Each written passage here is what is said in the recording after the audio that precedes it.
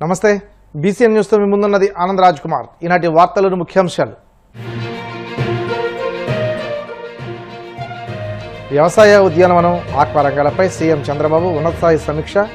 కష్టకాలంలో రైతులను ఆదుకోవడమే ప్రభుత్వ ధ్యేయమని స్పష్టం.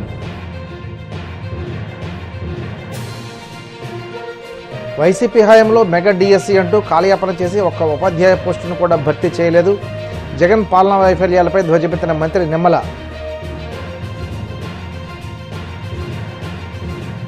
రాష్ట్రంలో ఎస్ఐఆర్ను అడ్డుపెట్టుకుని భారీ ఎత్తున దళితులు, మైనార్టీలు, పేదల ఓట్లు తొలగించే ప్రయత్నాలు జరుగుతున్నాయి. వైసీపీ నేత సాకే సైజనాథ్ ఆక్షేపణ.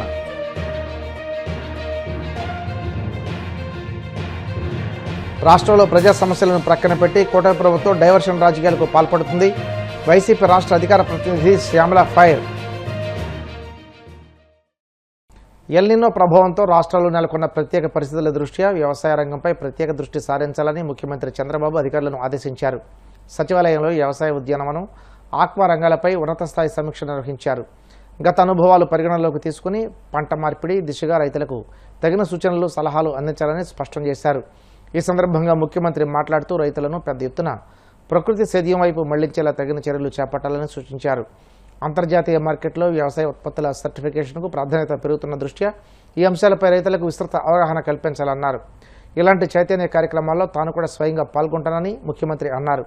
రైతులు శాస్త్రీయ విధానాల్లో సాగు చేపట్టేలా ప్రోత్సహించాలని అధికారులకు దిశానిర్దేశం చేశారు. రాష్ట్రంలో అధికార కూటమి ప్రభుత్వం అభివృద్ధి, సంక్షేమ కార్యక్రమాలను సమర్థవంతంగా అమలు చేస్తూ ముందుకు సాగుతుందని మంత్రి నిమ్మల రామానాయుడు అన్నారు. రాజమండ్రిలో నిర్వహించిన 2 ఏళ్ల నమ్మకం అభివృద్ధి సంక్షేమ కార్యక్రమంలో పాల్గొన్న గత వైసీపీ ప్రభుత్వం మాజీ సీఎం వైఎస్ జగన్మోహన్ రెడ్డి పాలన వైఫల్యాలపై తీవ్రస్థాయిలో ధ్వజమెత్తారు. మెగా డిఎస్సీ అంటూ కాలయాపన చేసి ఒక ఉపాధ్యాయ పోస్టును కూడా భర్తీ చేయలేదని ఆరోపించారు. ఇప్పుడు డిఎస్సీ అంశాన్ని అడ్డం పెట్టుకుని కులాల మధ్య విభేదాలు సృష్టించి రాష్ట్రంలో విధ్వంసకర పరిస్థితులు తీసుకురావడానికి వైసీపీ వికృత రాజకీయాలు చేస్తుందని నిమ్మల విమర్శించారు.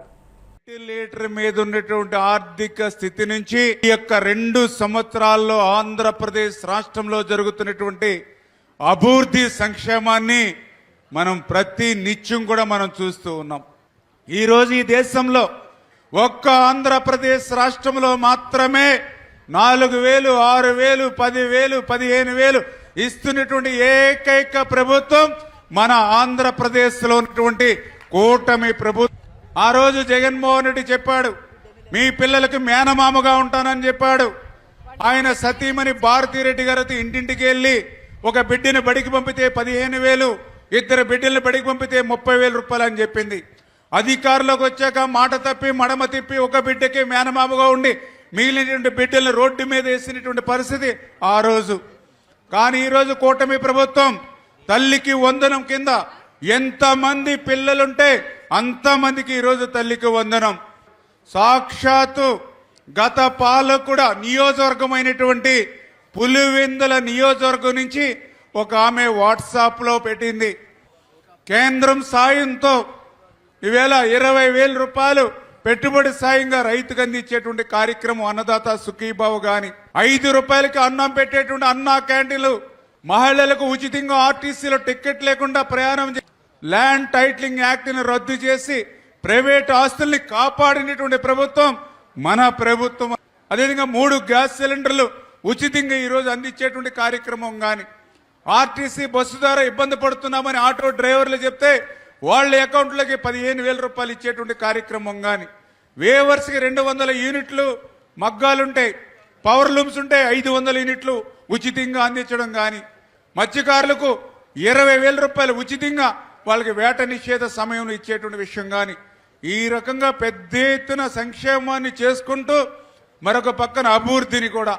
గతంలో మనం చూసాం, రాజధాని లేనిటువంటి రాష్ట్రంగా ఉంటే మళ్ళీ ఈ ప్రభుత్వం అధికారంలోకి వచ్చిన తర్వాత 175 నియోజకవర్గాలకి కూడా ఉద్యోగ ఉపాధి అవకాశాలు కల్పించేటువంటి విధంగా ఒక ప్రపంచ స్థాయి రాజధానిని అమరావతిని ఈరోజు నిర్మాణం చేయడం కానీ, పోలవరం ఎప్పటికీ పూర్తవుతుందో చెప్పలేమని పోలవరాన్ని నాటి ప్రభుత్వం ప్రశ్నార్థకం చేసేస్తే మళ్ళీ రేపు 2027 కల్లా పోలవరాన్ని పూర్తి చేస్తామని ఈ రోజు చంద్రబాబు నాయుడు గారు లక్ష్యాన్ని పెట్టుకుని ముందుకెళ్లేటువంటి విషయంలో గాని, అదేవిధంగా గత ప్రభుత్వంలో చూసాం ఎన్నో పరిశ్రమలు, ఒక లూలు పరిశ్రమ గాని, ఒక కియో ఎక్స్టెన్షన్ కానీ, ఒక అమర్ రాజా కానీ, ఒక జాకీ కానీ, ఈ రకంగా 400 పైబడి పరిశ్రమలు ఈ ఆంధ్రప్రదేశ్ రాష్ట్రం వదిలిపోతే మళ్ళీ ఈరోజు పెద్ద ఎత్తున పరిశ్రమలను, పారిశ్రామికవేత్తలను ఈ ఆంధ్రప్రదేశ్ రాష్ట్రం తీసుకొచ్చి ఉద్యోగ ఉపాధి అవకాశాలు కల్పించడంలో కానీ అభివృద్ధి సంక్షేమాన్ని రెండు కళ్ళుగా ఈరోజు ఈ యొక్క కూటమి ప్రభుత్వం రాష్ట్రంలో ఎన్నికల సంఘం చేపట్టిన ప్రత్యేక ఓటర్ల జాబితాల సవరణ కార్యక్రమం ఎస్ఐఆర్ లోపభూయిష్టంగా మారిందని, మై టీడీపీ యాప్ ద్వారా ఓట్ల చోరీకి అధికార పార్టీ మరోసారి ప్రయత్నిస్తుందని వైసీపీ నేత మాజీ మంత్రి సాకే శైల్యనాథ్ మండిపడ్డారు. సింగనమల నియోజకవర్గంలో టీడీపీ నేతల కనుసన్నల్లో సాగుతున్న ఎస్ఐఆర్ ప్రక్రియను తాము అడ్డుకుని ప్రశ్నిస్తే పొరపాటు జరిగిందని చెప్తున్నారని అన్నారు. రాష్ట్రంలో ఎస్ఐఆర్ను అడ్డుపెట్టుకుని భారీ ఎత్తున దళితులు, మైనార్టీలు, పేదల ఓట్లు తొలగించే ప్రయత్నాలు జరుగుతున్నాయని ఈసీ వెంటనే జోక్యం చేసుకుని అక్రమాలను అడ్డుకోవాలని శైల్యనాథ్ డిమాండ్ చేశారు. ఆంధ్రప్రదేశ్ రాష్ట్రంలో సర్ పేరు మీద, ఎస్ఐఆర్ పేరు మీద ఓట్ల సవరణ కార్యక్రమం జరుగుతూ ఉంది. మేము ఫస్ట్ నుంచి కూడా పారదర్శకంగా ప్రజాస్వామ్య పద్ధతిలో పౌరులందరి ఓటు హక్కు కాపాడబడి ప్రజాస్వామ్యాన్ని రాజ్యాంగబద్ధంగా పరిపుష్టితం చేయడం కోసం ఈ కార్యక్రమం ఉండాలని డిమాండ్ చేశాం, కోరినాం. అనేక సార్లు మా పార్టీ కూడా అనేక వేదికల మీద ఈ మాట చెప్పింది. గత 3 రోజులుగా, అంటే 15న మొదలైంది, 16, 17 ఈ రోజున. 15 ఎవరేం పట్టించుకోలేదు, 16 అటు పేపర్లు తీసుకున్నారు. 17వ తారీఖు 16వ తారీఖు నాడే అనేక అక్రమాలపైన, అనుమానాలపైన చివరికి రాజకీయ పార్టీలు తమ కూడా యాప్లు తయారు చేసుకొని నీ కులమేంది, నీ మతమేంది, నువ్వెవరు, నీ కథ ఏంది, నువ్వు ఓటేస్తావా, ఎవరికి వేస్తావు, వేస్తే ఎన్నిసార్లు వేస్తావు అనే సమాచారం మొత్తం సేకరించి పంపిస్తున్నారయ్యా. ఇది డెమోక్రసీ కష్టంగా ఉంటుంది. ఆ పార్టీ వాళ్ళు, తెలుగుదేశం పార్టీ వాళ్ళు అని కంప్లైంట్ చేయడానికి వెళ్తే కంప్లైంట్ తీసుకొని కనీసం ప్రెస్లో మాట్లాడడానికి కూడా అవకాశం లేని సంఘటన చూసాం నిన్న. ఎవరికి మేలు చేద్దామని రాష్ట్ర ఎన్నికల కమిషన్ కానీ, కేంద్ర ఎన్నికల కమిషన్ కానీ, నేను రాష్ట్ర ప్రభుత్వం గురించి పెద్దగా మాట్లాడలేను. ఎందుకంటే రాష్ట్ర ప్రభుత్వంలో ఉన్న చంద్రబాబు నాయుడు తనకు తనే మేలు చేసుకునే కార్యక్రమం తప్ప జనానికి కానీ ఇంకొకరికి కానీ మేలు చేసే కార్యక్రమం చేయడు. నన్ను నమ్మండి అంటాడు అతను నమ్మకాన్ని నమ్ముకోవడంలో అతని కంటే మించిన వాడు ఎవరు లేరు. గతంలో సేవామిత్ర పేరు పెట్టి, ఆయన సేవట మిత్రట, సేవామిత్ర పేరు పెట్టి దాదాపు వైఎస్ఆర్ కాంగ్రెస్ పార్టీకి సంబంధించినవని భావించబడుతున్న 30 లక్షల ఓట్లు గల్లంతు చేయబడితే, మరి న్యాయస్థానాలను ఆశ్రయించి వాటిని వెనక్కి తీసుకొచ్చే సంగతి గుర్తెచ్చుకుంటే తెలుగుదేశం పార్టీ దగ్గర నుండి అట్లాగే ఎన్డీఏ దగ్గర నుంచి కూడా ఏం ప్రజాస్వామ్యాన్ని, పారదర్శకతని ఊహించడానికి కూడా సాధ్యం కాదన్న విషయాన్ని ప్రజలకు స్పష్టంగా తెలియజేస్తా ఉన్నా నేను. పశ్చిమ బెంగాల్, తమిళనాడు ఈ ఎలక్షన్లు చూసిన తర్వాత మేము బతికే ఉన్నామని, బీహార్లో మేము బతికే ఉన్నామని సర్వోన్నత న్యాయస్థానం ముందు ప్రజెంట్ చేసిన అనేక కారణాలు చెప్పి కోట్లాది లక్షలాది ఓట్లు తొలగిస్తే బీహార్లో వచ్చి 2 కోట్లు అనుకుంటారు. ఫలితాలు ఏ విధంగా వచ్చాయో మేము చూసాం. దాన్ని అనూహ్యం అనకూడదు.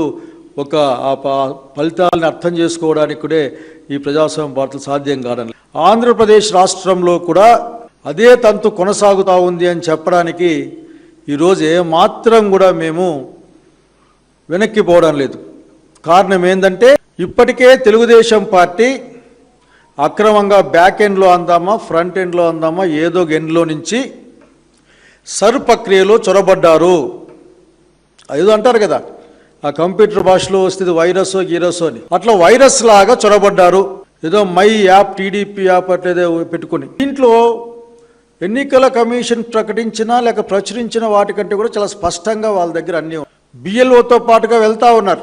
బిఎల్ఓతో పాటుగా వెళ్ళి అక్కడ మొత్తం పూర్తయిన తర్వాత దాన్ని ఫోటో తీసుకొని పైకి ఎక్కడికి పంపిస్తున్నా తెలియదు కానీ బహుశా ఇక్కడికే మంగళగిరికే వస్తాయేమో అవన్నీ కూడా. అంటే ప్రతి ఒక్కరిని ఆంధ్రప్రదేశ్ రాష్ట్రంలో ఓటరు ఏ కులం, ఏ మతం, ఎవరితను, ఏంటి పరిస్థితి, ఏ పార్టీ సానుభూతి పోటీ ఎట్లా డీల్ చేయాలా, ఎట్లా ఓట్లు పీకేయాలన్న ఆలోచన తప్ప ఇక్కడ ఏమీ లేదనేది నాకు అలిగేషన్. దాదాపు మేము అనంతపురం జిల్లాలో 2 పార్లమెంట్ నియోజకవర్గాల్లో 20 పైగా బూతుల్ని పరిశీలించాం దగ్గర నుండి. దీనికి పరాకాష్ఠగా అంటే ఇంకా ఎంతోసేపు ముసుగేసుకుని పని చేయలేరు కదా చంద్రబాబు నాయుడు గారు, లేక ఆయన లేకుంటే ఆయన పార్టీ వాళ్ళు చెప్పినారేమో. ఎందుకంటే అధికారులంతా మనులలే, మేము చూసుకుంటాం, ఇంకా ముసుగులు గిసుగులతో పని లేదు, ప్రత్యక్షంగా పాల్గొనండి అని చెప్పినట్లు ఉన్నారు. రాష్ట్రంలో మహిళల భద్రత, గౌరవం, ఎన్నికల హామీల అమలు వంటి కీలక అంశాలపై కూటమి ప్రభుత్వాన్ని వైసీపీ రాష్ట్ర అధికార ప్రతినిధి శ్యామల నిలదీశారు. తాడేపల్లి పార్టీ కేంద్ర కార్యాలయంలో మీడియాతో మాట్లాడుతూ మహిళా గౌరవం విషయంలో ప్రభుత్వం ద్వంద్వ వైఖరి అవలంబిస్తుందని విమర్శించారు. మహిళలపై నేరాలు, వేధింపులు, లాకప్ డెత్ ఆరోపణలు, అదృశ్య ఘటనలపై సమాధానం చెప్పాల్సిన ప్రభుత్వం అసలు సమస్యలను ప్రక్కన పెట్టి డైవర్షన్ రాజకీయాలు చేస్తుందని ఆరోపించారు. హోంమంత్రి అనిత తన బాధ్యతలను సక్రమంగా నిర్వహిస్తూ రాష్ట్ర ప్రజలకు సమాధానం చెప్పాలని ఆమె డిమాండ్ చేశారు. మీ మాటల్లో చాలా స్పష్టంగా అర్థమవుతుంది. అయితే నాకు అర్థం కాని ఒక విషయం ఏంటంటే, మహిళల గౌరవం గురించి మీరు మాట్లాడుతున్నారు కదా, మరి ఇప్పుడు మా పార్టీ నాయకులు మహిళా నాయకుల్ని మీరు కించపరిచినప్పుడు, వాళ్ళని వ్యక్తిత్వ హననాలు చేసినప్పుడు, అప్పుడు మీకు మహిళా గౌరవం అనేది గుర్తురాలేదా? అప్పుడు టీడీపీ మహిళా కమిషన్లన్నీ ఎక్కడికి వెళ్ళిపోతాయి? నిద్రపోతాయా? అప్పుడు బయటకు వచ్చి మాట్లాడరా? లేకపోతే మహిళా గౌరవం అనేది ఓన్లీ టీడీపీలో ఉన్న మహిళలకి మాత్రమే వర్తిస్తుందా? వైఎస్ఆర్సీపీలో ఉండే మహిళలకి మహిళా గౌరవం వర్తించదా అని మీరు అనుకుంటున్నారా? దీనిపై నిజంగా మీరు స్పందించాలి అనిత గారు. డెఫినెట్ గా మీరు మాట్లాడాలి. ఎందుకంటే టీడీపీ నాయకురాలిపై వ్యాఖ్య వస్తే అది మహిళలకు అవమానం, వైఎస్ఆర్ కాంగ్రెస్ పార్టీకి చెందిన మహిళలపై వ్యాఖ్యలు వస్తే అది రాజకీయం కదా. ఇదే కదా మీరు ఫాలో అయ్యే ఫార్ములా. టీడీపీ మహిళ అయితే గౌరవం, వైఎస్ఆర్సీపీ మహిళ అయితే అవమానం. టీడీపీ మహిళ అయితే దండం పెట్టాలి, వైఎస్ఆర్సీపీ మహిళలపై రాళ్లేయాలి. టీడీపీలో ఉండే మహిళలందరూ దేవతలు, వైఎస్ఆర్సీపీ మహిళలందరూ వ్యక్తిత్వ హననాలు చేస్తూ మన వాళ్ళని కించపరుస్తూ ఎంత దారుణంగా మాట్లాడాలో అంత దారుణంగా మాట్లాడేయాలి. ఇదేగా మీరు మీ టీంకి ఇచ్చేటువంటి ట్రైనింగ్. మీ యొక్క పచ్చ మీడియాలో కావచ్చు, మీ యొక్క ఐటీడీపీలో కావచ్చు, మీ సోషల్ మీడియా ఛానల్స్లో కావచ్చు, ఇలాగే కదా మీరు ఆపరేట్ చేస్తున్నారు మొత్తం. అసలు పాలన గురించి మాట్లాడకుండా, హామీలు అమలు చేయకుండా, ప్రజా సమస్యలకి సమాధానాలు చెప్పకుండా, ప్రతిపక్ష నాయకుల్ని కుటుంబాల్ని లక్ష్యంగా చేసుకుని మీరు చేస్తున్నటువంటి రాజకీయం నిజంగా చాలా నీచమైనది, చాలా దిగజారుడు రాజకీయం ఇదంతా కూడా. నిజంగా రాష్ట్రంలో రాజకీయ సంభాషణ స్థాయిని దిగజార్చింది టీడీపీనే ఈరోజు చెప్తున్నాం మేము. రాష్ట్రంలో రాజకీయ సంభాషణ యొక్క స్థాయిని దిగజార్చింది తెలుగుదేశం పార్టీయే. ఈ పదాలు మా నాయకులు ఎప్పుడు వాడలేదే, మా మహిళా నాయకులైతే ఎప్పుడు వాడలేదే. ఇప్పుడు కూడా మిమ్మల్ని సంబోధిస్తున్నప్పుడు కూడా గారు అనే సంబోధిస్తుంటాం కదా మేము. కానీ మీరు ఎంత అద్భుతమైన పదాలు వాడారో ప్రజలందరూ చూస్తున్నారు, గుర్తుపెట్టుకుంటున్నారు కూడా. ఈరోజు ఆ సంస్కృతి తిరిగి తమ దగ్గరికి వచ్చేసరికి అంతే కదా, కర్మ హిట్ స్ట్రాంగ్లీ అంటాం కదా, గట్టిగా తిరిగి వస్తుంది కర్మ. ఈరోజు అది ఒక్కసారి అలా మీకు తగిలేసరికి ఎంత బాధపడుతున్నారు, ఎంత విలవెల్లాడిపోతున్నారు మీరు ఈ రోజున. ఆ బాధ ఇప్పుడు మీకు అర్థమవుతోందా? ఇంకా అన్నది లేదు, చేసింది లేదు, ఏమనకుండానే ఇంకా మీరు అనే మాటలకు మేము చచ్చిపోవాలి. ఇంక ఇక్కడ ఏదో మా జగన్మోహన్ రెడ్డి గారు ఇచ్చిన గుండె ధైర్యం కొంచెం అలా అందరికీ ఉంది కాబట్టి ఏదో గట్టిగా తట్టుకుని నిలబడుతున్నాం మేము. అసలు హోంమంత్రి గారు సమాధానం చెప్పాల్సింది ఏంటంటే, రాష్ట్రంలో మహిళలపై నేరాలు తగ్గాయా, అత్యాచారాలు తగ్గాయా, వేధింపులు తగ్గాయా, సోషల్ మీడియాలో మహిళలపై దాడులు తగ్గాయా, చట్ట వ్యవస్థ మెరుగుపడిందా? వీటికి మీరు సమాధానం చెప్పండి. వీటి గురించి మాట్లాడకుండా, వీటికి సమాధానం చెప్పకుండా, రాజకీయ వివాదాలతో నన్నేదో అనేసారు బాబోయ్ అంటూ ప్రజల దృష్టిని మళ్లించాలనుకునే ప్రయత్నాలు మాత్రం చేయొద్దు. డైవర్షన్ పాలిటిక్స్ అని ప్రజలందరికీ అర్థమైపోయింది.